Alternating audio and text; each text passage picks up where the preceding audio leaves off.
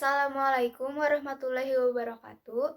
Langkung dipayun hayu urang panjatkeun puji sinareng syukur ka Allah Subhanahu wa taala kersaning Gusti anu Maha Suci.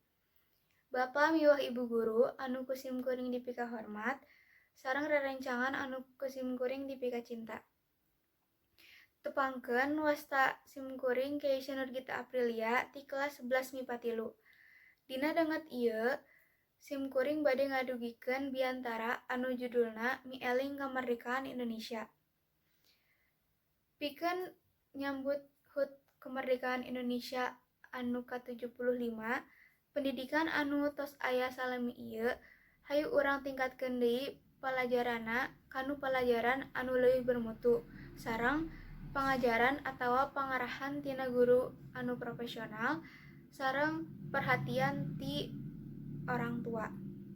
Salain ti eta, urang oge kedah ingat kana para pajuang atawa pahlawan anu tos mempertaruhkeun jiwa ragana kanggo negara urang nyaeta negara Indonesia. Sareng jasa-jasa guru anu tos ngabimbing sareng ngajarkeun urang pikeun urang tiasa jadi penerus bangsa anu berguna kanu bangsa jeung negara. Urang kedah ngemut ka para pahlawan nu tos berjuang pikeun ngamerdekakeun bangsa ieu. Tangtosna hal eta butuh perjuangan anu teu kaetang hargana. Pahlawan-pahlawan anu ngaraosan nyeri peurihna di medan perang, ngantunkeun anak, pamajikan, sareng sadaya sanak kulawargi. Tapi urang ayeuna kantun ngaraosan ngeunahna wae, sare kantun sare, ibadah kantun ibadah, diajar kantun diajar bari tenang.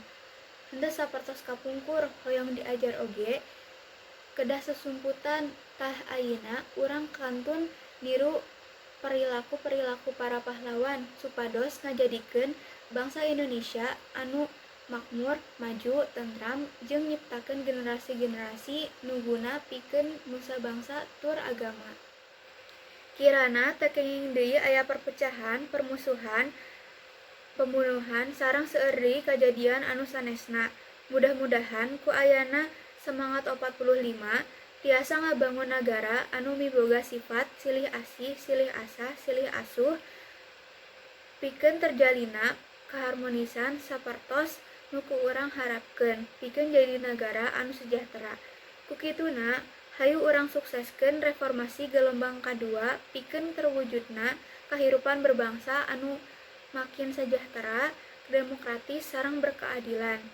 Cekap sakitu nu tiasa dipika hatur.